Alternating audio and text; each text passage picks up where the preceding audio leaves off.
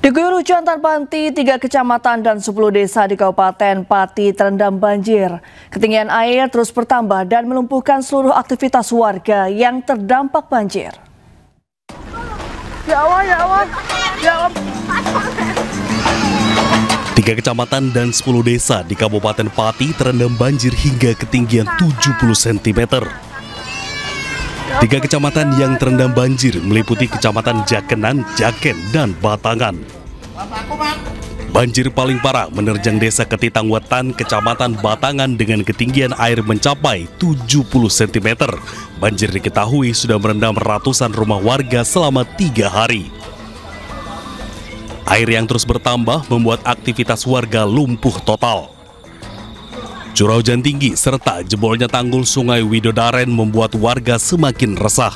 Ini banjir saat ini itu paling besar dibanding tahun-tahun dulu. Ini rumah saya saja sudah sampai 70 cm, setengah meter lebih lah.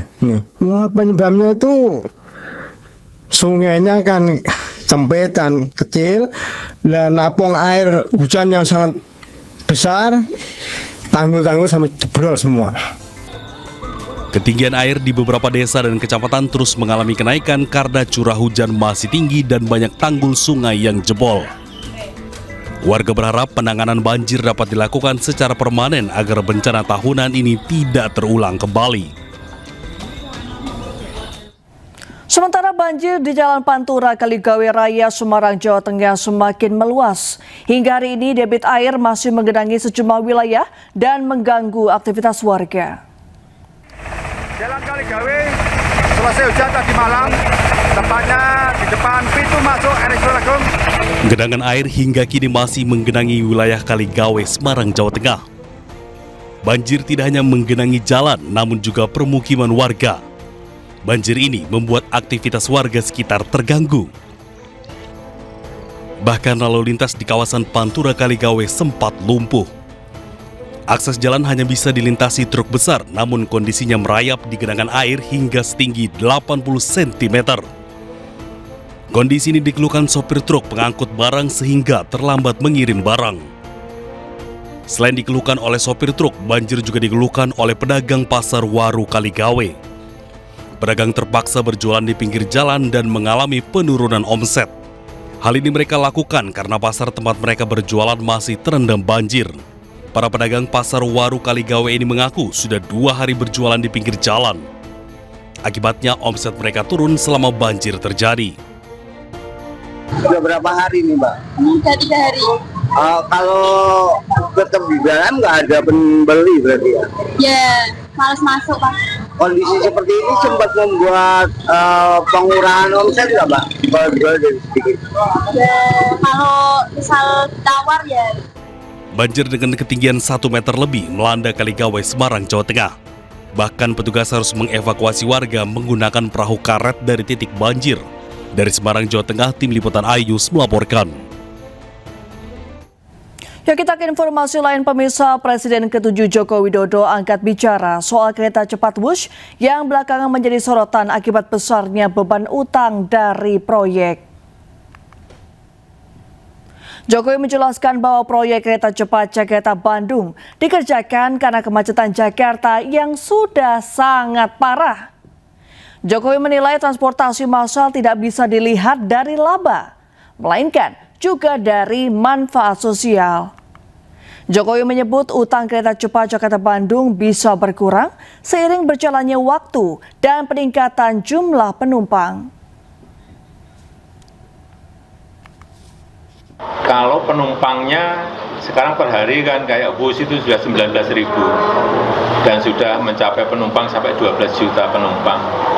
Itu kalau setiap tahun naik orang berpindah, ya kerugiannya akan semakin mengecil. Ini kan baru tahun pertama. Ya, saling lempar kewajiban bayar utang kereta cepat Jakarta-Bandung terjadi. Menteri Keuangan tetap enggan membayar utang PT KCIC menggunakan APBN.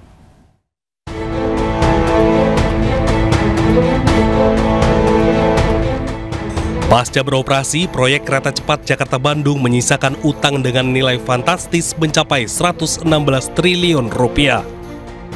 Utang ratusan triliun itu tak hanya menjadi beban bagi konsorsium BUMN yang terlibat, namun juga membuat pemerintah pusing 7 keliling.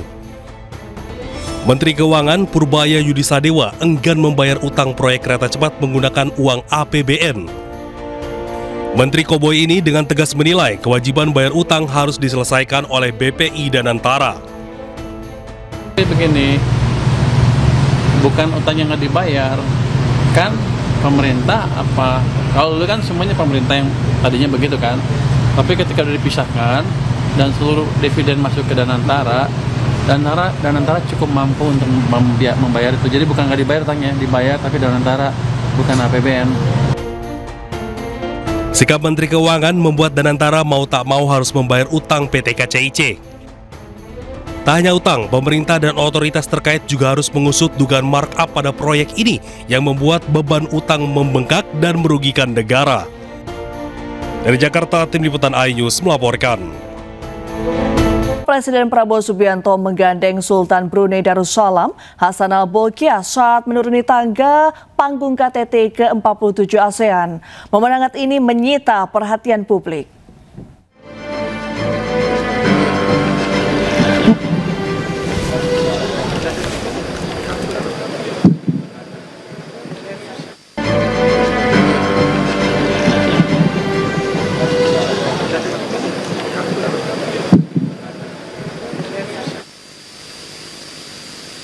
Masih Pak.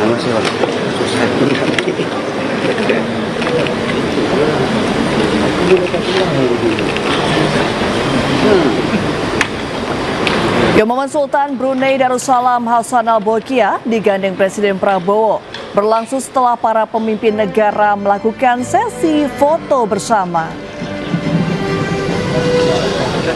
Usai foto, Presiden Prabowo dengan sigap menggandeng tangan Sultan Brunei untuk menuruni tangga. Sebelumnya, Sultan Hassan Al-Bolkiah dilaporkan sempat terjatuh saat menghadiri acara perguruan tinggi di Brunei beberapa waktu lalu. Ya, KTT ASEAN ke-47 digelar di Kuala Lumpur Convention Center, Malaysia.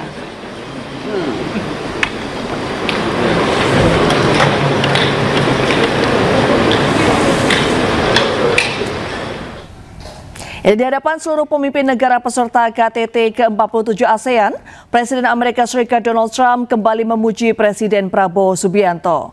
Trump memuji kepemimpinan Prabowo yang aktif mewujudkan perdamaian di Timur Tengah. Indonesia continues to be a central voice in ASEAN's geopolitical identity and global engagement. Lagi-lagi Presiden Amerika Serikat Donald Trump memuji kepemimpinan Presiden RI Prabowo Subianto. Kali ini pujian Trump meluncur dalam momen KTT ke-47 ASEAN di Kuala Lumpur, Malaysia. Trump menyebut Prabowo ikut aktif dalam mewujudkan perdamaian di Timur Tengah, termasuk menyelamatkan jutaan nyawa di Gaza, Palestina. Trump juga berterima kasih kepada Indonesia, Malaysia, dan Brunei Darussalam. I want to thank Malaysia and Brunei as well as my friend, President Prabowo of Indonesia, for their incredible support of these efforts to secure the new day for the Middle East. It really is a new day. There's never been a period of time like this. The Middle East will have peace after 3,000 years. This is a very strong peace. It's going to be an everlasting peace. Sebelumnya, Trump memuji Prabowo dalam berbagai kesempatan, di antaranya saat sidang umum PBB di Amerika Serikat pada 23 September dan saat KTT Perdamaian Gaza di Mesir 13 Oktober lalu. Prabowo disebut Trump sebagai pria tangguh dan berapi-api dalam mendukung kemerdekaan Palestina.